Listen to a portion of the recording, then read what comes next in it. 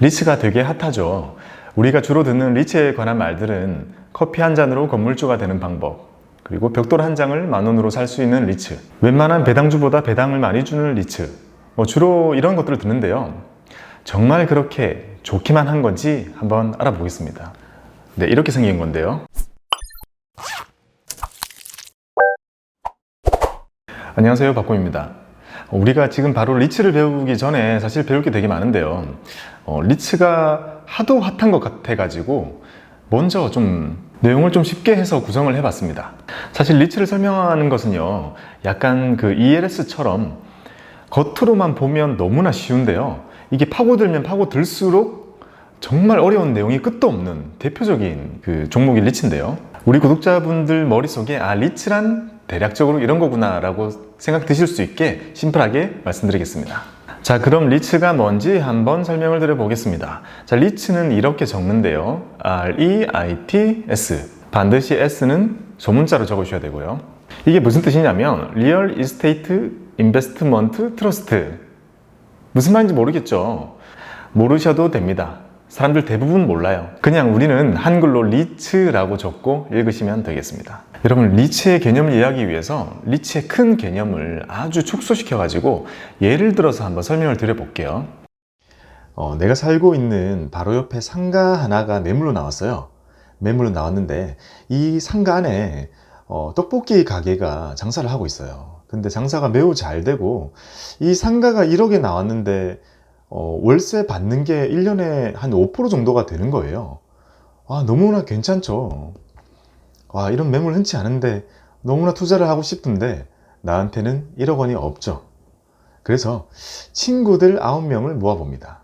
모아서 총 10명이서 인당 1,000만 원씩 내가지고 1억을 만듭니다. 그 1억으로 이 상가 건물을 삽니다. 사면 떡볶이 가게가 장사를 해서 월세를 줄 거잖아요. 그 월세를 이 친구들 10명이서 똑같이 n분의 1로 나누어 갔습니다. 너무 괜찮죠? 각자 자기 직장 생활을 하면서 부업으로 이렇게 건물주가 되어 볼 수 있는 기회를 가진 거죠. 근데 그때 마침 옆 동네에 있는 떡볶이 가게가 매물로 또 나온 거예요. 또 1억이 나왔는데 이건 심지어 월세를 한 6% 정도를 준다고 해요. 그래서 친구들을 10명을 또 새로 더 모읍니다. 그리고 그 친구들한테서 또 1,000만 원씩 받아가지고 그 두 번째 떡볶이 집까지, 즉 상가를 또 사게 됩니다. 그러면 이제 우리는 누구나 1,000만 원씩 냈고 이 두 개의 떡볶이 집에서 나오는 5%가 넘는 이 배당을 똑같이 n분의 1로 받게 되었죠. 너무나 괜찮죠? 근데 주변에서 이제 또 다른 친구들 10명이서 자기네들도 껴달라고, 너희들 그 괜찮은 떡볶이집 잘 찾는다며 하면서 투자를 해달라고 이미 1억을 모아서 가지고 와요. 그러면 이제 여러분들은 여기서 고민이 되죠. 떡볶이 가게가 3개가 되면 월세를 제때제때 내는지 관리도 해야 되고, 그리고 월세 내는 날짜도 다 다를 거잖아요. 그걸 다 모아가지고 정해진 날짜에 이 30명이라는 주주들한테 배당을 다 나누는 일까지 해야 되죠. 이런 일들을 이제 해야 되는 게 부담스러워지기 시작을 합니다. 그래서 회사를 하나 만들기로 해요. 그리고 모든 투자금을 거기 다 넣고 그 회사 이름을 곰희 떡볶이 리츠라고 짓습니다.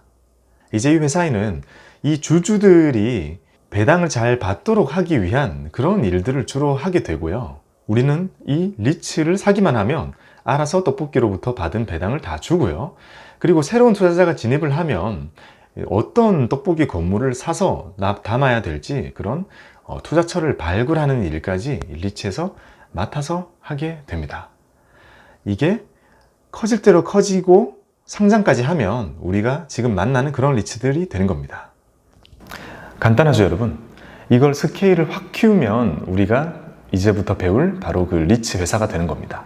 그럼 얼마 뒤에 상장할 롯데리츠는 어떤 거겠어요? 롯데에 관련되어 있는 건물들이 들어있겠죠. 롯데백화점, 롯데마트 이런 것들이 들어있는 겁니다. 그러니까 수천 명이 돈을 모아서 롯데백화점과 롯데마트가 있는 건물을 이번에 사게 되겠구나 라고 생각할 수 있는 겁니다. 자, 그러면 리츠의 장점에 대해서 한번 알아볼 건데요. 자, 앞에 곰희 떡볶이 리츠 만들어지는 과정을 봤죠. 여러분들이 이 떡볶이 리츠에 1,000만 원을 투자한 투자자들이라면 어떠한 장점이 있겠어요? 우선 첫 번째로 소액으로도 부동산 투자가 가능하다는 겁니다.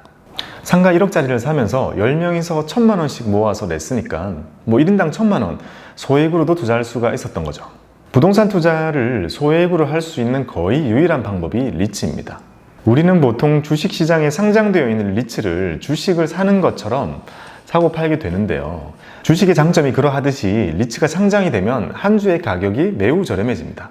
우리나라의 대표적인 리츠들 있잖아요. 신한알파 리츠도 한 8,500원 정도 하고 이리치 코크랩 같은 종목들도 7,000원 조금 넘는 수준입니다. 한 주당 가격이 10,000원도 안 하죠. 매우 저렴하게 투자를 하실 수 있고요. 미국 시장에 상장되어 있는 많은 리츠들도 $100 언더로 되어 있는 리츠들이 매우 많습니다. 그래서 리츠는 소액으로도 투자가 가능하다는 아주 큰 장점을 가지고 있습니다. 자, 리츠가 가지고 있는 두 번째 장점은 나도 월세를 받을 수 있다는 겁니다. 이게 부동산이라는 건물을 상장시켜 놓은 거라고 보면 되잖아요. 그래서 여러분들은 주식을 사는 거이기도 하면서 부동산을 일부 사는 거죠. 그 부동산에서 나오는 그런 월세들을 배당금의 형태, 분배금의 형태로 받으실 수가 있게 되는 겁니다. 그리고 리츠는 그 건물에서 나오는 배당금의 대부분을 주주들에게 줄 수밖에 없게 되어 있습니다. 법적으로 월세를 들어오는 것의 90% 이상을 주주들에게 배당을 하도록 세팅이 되어 있다고 생각하셔도 돼요. 그래서 리츠 회사는 월세 받는 것의 90% 이상을 주주들에게 다 배당으로 뿌리고요. 남아있는 일부를 가지고 회사 직원 월급도 주고 조금씩 꾸려가는 그런 구조입니다. 근데 여러분들이 월세를 받는 거긴 한데 말 그대로 매달 받지는 못해요. 일반적으로는요. 보통은 리츠 회사에서 이런 월세들을 다 모아가지고 정리를 다 해가지고 1년에 4번으로 나누어 주거나 1년에 한 2번 정도로 나누어서 주는 게 일반적입니다. 월세를 받는 게 거의 내한테 들어오는 거긴 하지만 이게 매달 따박따박 받는 그 건물주의 간접 체험을 하기는 사실 좀 힘들어요. 참고로 나는 금액이 좀 적어도 되니 나는 정말 매달 따박따박 받고 싶다. 이런 분들은 미국 시장에 상장되어 있는 리츠를 매수를 하시면 되는데요. 미국 시장에는 매월 분배금을 주는 리츠들도 많습니다. 자, 리츠의 장점 세 번째. 수익률은 예금보다 높고 주식보다 마음은 편합니다. 이제 모든 사람들이 은행의 예금금리에는 만족을 못하는 시대가 되었어요. 기준금리가 내려갔으니 예금금리는 더 내려갈 거잖아요. 이렇게 낮은 금리의 예금에 나의 수익률을 고정시키는 건 너무 싫고, 그렇다고 내가 이 모아둔 이 소중한 자산을 주식시장에 그대로 노출시켜 버리기는 더 두렵잖아요. 그래서 많은 분들이 그 돈을 차곡차곡 모으거나 대출까지 받아가지고 상가나 오피스텔 투자를 하고자 했던 것들도 은행보다는 한 2~3배 정도 높은 수익률을 얻을 수 있기 때문이었습니다. 마찬가지로 지금 상장을 하거나 상장을 하려고 준비하고 있는 많은 리츠들이 고객들에게 제시를 하고 있는 목표 수익률이 한 5에서 7% 정도가 돼요. 대표적인 중위험 중수익 상품이라고 볼 수 있어요. 미국 같은 경우는 리츠가 워낙 발달해서 한 1%대부터 한 10% 정도까지 매우 다양하게 있어요. 리츠도 가격이 달라지면 수익률이 계속 달라지긴 하겠지만 거기서 나오는 배당은 어느 정도의 가이드가 있기 때문에 우리가 예금보다는 높고 일정한 배당을 깔고 갈 수 있는 그런 리츠를 찾게 되는 겁니다. 그럼 장점은 이 정도면 충분할 것 같잖아요. 소액으로도 투자할 수 있고, 그리고 배당도 꼬박꼬박 나오고, 그리고 배당 주는 것도 5% 이상 훨씬 높은 금리를 준다. 이 정도만 해도 리츠의 장점으로는 충분한 것 같습니다. 자, 그러면 리츠에는 어떠한 리스크가 있느냐? 리츠가 가지고 있는 첫 번째 리스크는 결국 주식이다라는 겁니다. 우리가 살고 있는 아파트의 가격이 어제와 오늘이 다르다고 생각을 안 하잖아요. 이게 아무리 부동산을 되게 잘게 쪼개가지고 상장을 시켜놓은 거라고 하더라도 주식시장에서 거래가 되잖아요. 가격이 매일 변합니다. 주식시장에서 이 리츠를 사고 파는 사연은 저마다 매우 다양할 거예요. 돈이 남아 돌아서 사는 사람이 다 들어오는 곳이기도 하고, 돈이 필요해서 파는 사람도 되게 많을 거고요. 이렇게 주식시장 고유의 다양한 사연들에 의해서 이 거래 가격은 매일매일 바뀔 거거든요. 이 자체가 누군가에겐 매우 피곤한 일이 될 수 있어요. 전적으로 예를 들면 리츠를 하셨던 상당히 많은 고객분들이 한 10%만 떨어져도 매우 힘들어 하시더라고요. 그리고 또 하나, 가격이 시시각각 달라지기 때문에 모든 사람들이 저마다 다른 가격으로 이 주식을 매입을 하게 되는 거잖아요. 그러면 그 가격에 따라서 저마다 수익률이 다 달라집니다. 월세라는 건 갑자기 확 올릴 수는 없죠. 뭐 서서히 오르거나 거의 동일합니다. 근데 그 월세를 받는 이 리츠를 사는 가격은 저마다 다 다르잖아요. 전적으로 그걸 지금 보여주고 있죠. 우리나라의 리츠들이요.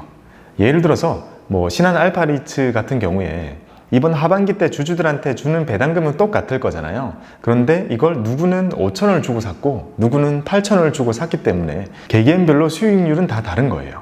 그래서 얘가 태어날 때 처음 가격 5,000원에 맞게는 계속 높은 배당금을 주는데요. 이게 누구한테는 매우 낮은 수익률을 주고 있는 거죠. 그리고 일찍 샀던 사람들은 내가 이거 꼬박꼬박 배당 받으려고 샀는데 이거 너무 가격이 올라버린 거 아닌가, 이거 팔아야 되나, 이런 목적이 전가되는 현상도 생기게 됩니다.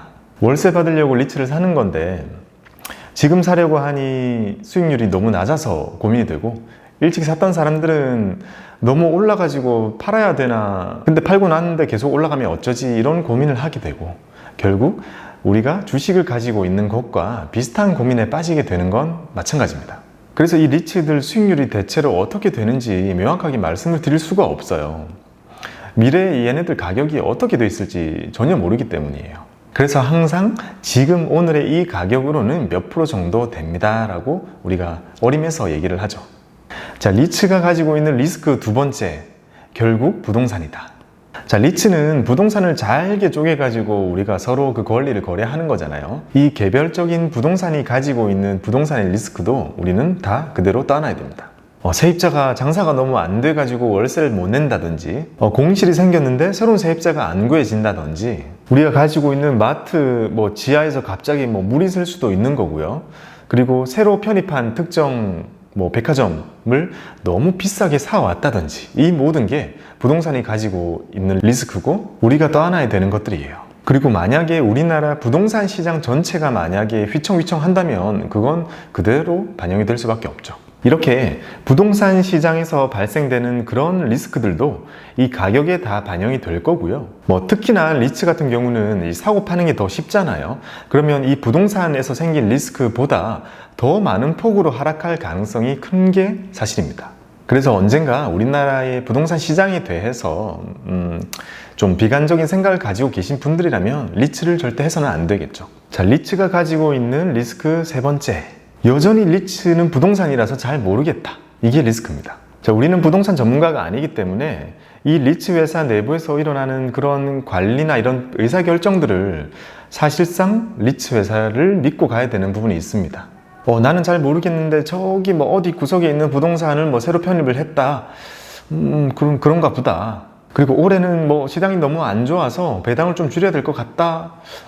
그런가 보다. 사실 우리나라의 공모 리츠 시장이 활성화되지 못했던 것들도 진짜 약속을 안 지키니까 신뢰가 형성이 안 됐었거든요.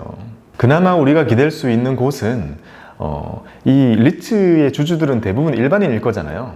그래서 안전장치가 여러 개가 붙어요. 우리의 마음을 안심시키기 위해서 예를 들면 새 임차인이 10년 동안 안 나가기로 약속을 했다던가, 월세를 만약에 못 내게 되면 모기업이 대신 내준다고 약속을 했다던가, 감정평가 같은 걸 받을 때 제3의 검증된 기관을 좀 이용을 한다던가, 이런 다양한 안전장치들이 있기는 한데요. 이런 것들을 얼만큼 신뢰할지에 대해서 여부는 각자 본인이 결정을 하는 겁니다. 추가적으로 설명을 드리자면요.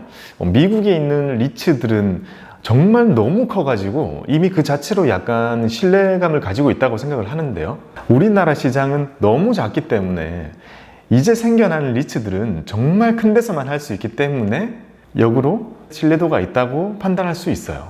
언젠가 우리나라의 리츠들도 미국처럼 200~300개 이렇게 된다면 그때는 좋은 거 안 좋은 거 엄청 가려야겠죠. 제가 그동안 자산 관리를 하면서 이 리츠에 대해서 좀 큰 만족을 하셨던 분들 같은 경우는요, 생각해보면요, 먼저 주식 경험이 전혀 없는데 이 주식의 시작 자체 입문을 이 리츠로 한 경우였어요.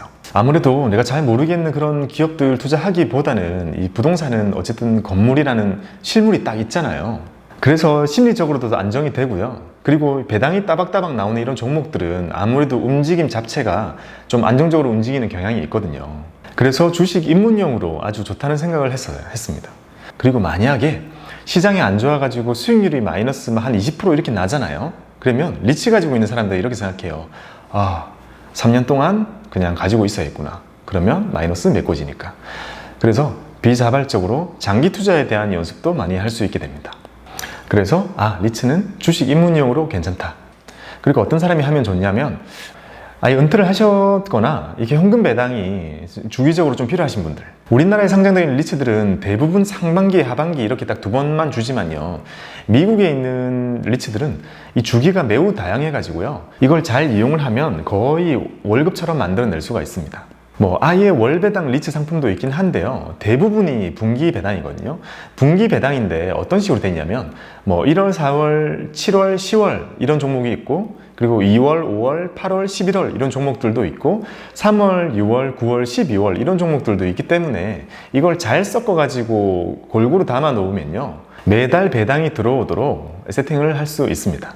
그리고 또 어떤 분들한테 좋냐면요, 자산관리 세팅을 하는 데 있어서 보통 채권과 주식을 담아야 하잖아요. 이 채권 대신에 리츠를 넣는 것도 좋은 방법이 될 수 있어요. 이 채권을 담기는 담아야 되는데 대부분은 채권을 펀드로 간접적으로 담는데요, 이 채권형 펀드 같은 경우는 수익률이 좀 많이 낮기 때문에 개별적인 채권을 직접 담으시는 분들도 많이 있습니다. 이런 분들 같은 경우는 이 채권은, 이 회사 채권은 살만한 게 그렇게 넉넉지가 않거든요, 물량이요. 그래서 채권 대신에 리츠를 담는 것도 좋은 대안이 될 수 있고요. 리츠는 엄밀히 말하면 부동산 투자이기 때문에 대체 투자로 봐야 되는 게 맞지만, 우리 개인 투자자들의 입장에서는 자산 관리하는 상황에서는 채권 대신으로 넣는 것도 충분히 좋은 방법입니다. 현실적으로는 채권 없이 주식에 몰빵하시는 분들이 훨씬 많으실 거지만요, 채권 꼭 담으셔야 됩니다. 채권을 못 담겠으면 리츠라도 꼭 담아두시기 바랍니다. 그 리츠별로 우리가 보기에도 편하게 잘 만들어진 그런 홈페이지들을 다 따로 만들어 두거든요. 그러니까 꼭 들어가서 확인해 보시기 바랍니다.